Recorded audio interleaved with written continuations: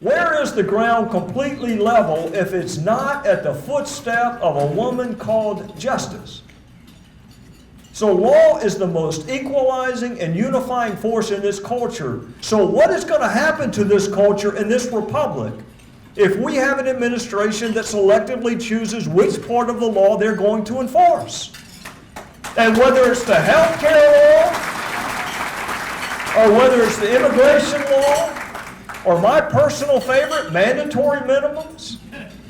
I don't expect but maybe half of you to be familiar with drug laws.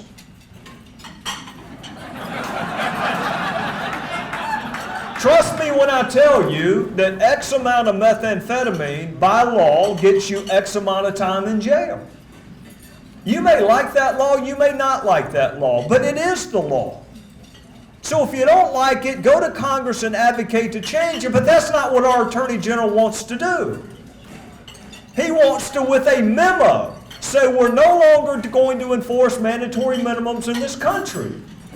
So if you can do it with drug laws, can you do it with equal protection laws? Can you do it with discrimination laws? I got one for you. Can you do it with election laws? I'll tell you, the first Tuesday in November is not a good time for us to have a general election in the South. You're right smack in the middle of SEC football.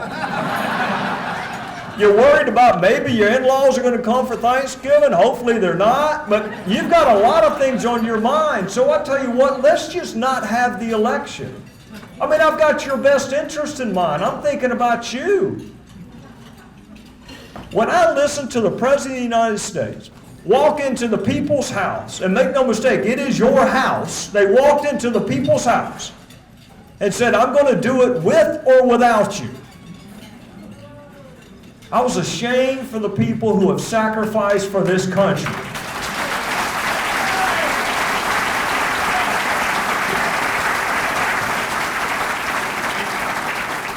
And then quickly that shame turned to anger when I saw half of our colleagues stand up and clap. Half of our colleagues, when the executive branch promised to make them a constitutional anomaly, stood up and clapped.